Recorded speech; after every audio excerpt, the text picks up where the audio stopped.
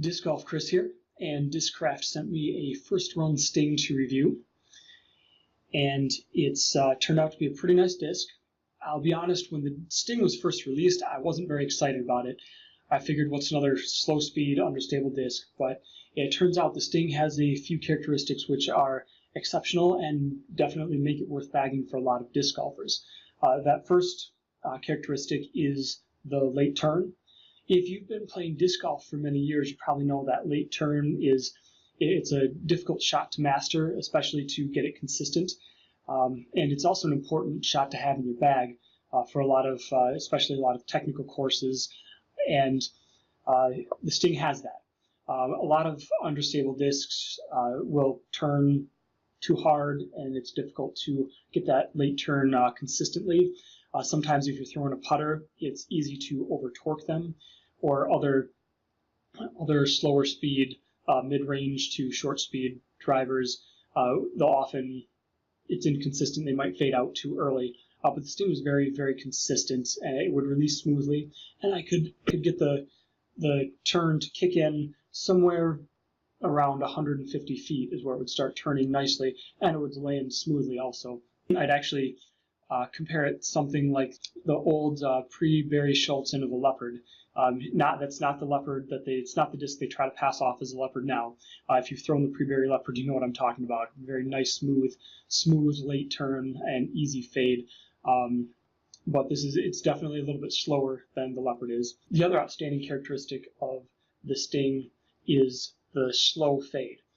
If you see the profile of the Sting here, it's shaped like a fairway driver with a little bit more of a blunt nose than a fairway driver, so it's a little slower. But because it's not shaped much like a mid-range, it'll come out of your hand rather fast, and it can cut through the wind very nicely.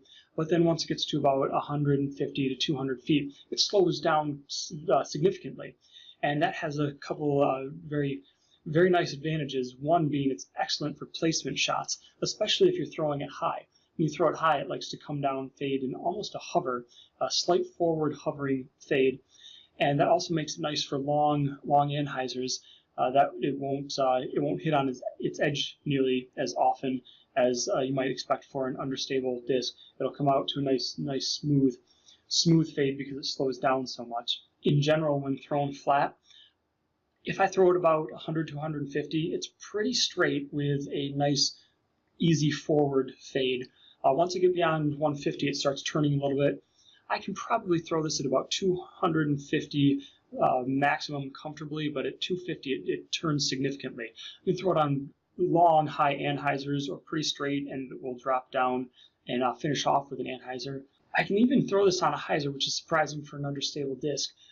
It's pretty versatile. For a hyzer, I've got to put it down at a pretty good angle. But the nice thing about the Sting is that because it comes out of your hand fast, you can actually achieve that hyzer without flipping too much. I wouldn't put a power grip on it very often, but you can, if you're looking for a long hyzer flip and hyzer, it'll handle a power grip. But if you hold a fan grip, you can actually throw it up on a nice hyzer, and it's not going to be a very long hyzer, but it will hold its line pretty well. I did also notice that it's a decent roller disc. Once it's broken in, it'll be a little bit better. It's fast enough that it likes to hold its line, so you got to put a little extra snap on it, and it turns out to be a pretty decent roller. Now, I'd compare the flight of the Sting, similar to a Comet. I've got a couple of different types of Comets, and it certainly is faster, more long distance than the Comet. But I find I throw it for a lot of similar shots as the Comet. One of the nice things about it is it's certainly more wind resistant because of the sharper nose and because it's faster. I also find some overlap with my Buzz, but again, it cuts through the wind a lot better, and it's got the placement is a little bit easier with the Sting because of that slow fade. I can get a nice fast release, and then it slows down later on. So it might be a little difficult to fit this in my bag with both a Comet and a Buzz, but if you're someone who throws maybe a Zombie, I think this would be an excellent understable partner to a Zombie. Or if you don't throw a Buzz, if you're looking for something, if you're the type of person that likes to throw drivers a little bit more than mid-ranges, then I would suggest trying out the Sting because it might be a little bit more comfortable in your hand with the sharper nose, and it's got an extremely smooth flight.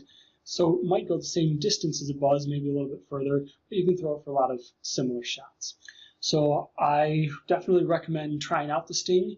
It's going to be an excellent go-to touch disc, or it could be an understable utility disc for somebody who doesn't have many of those types of discs in your bag.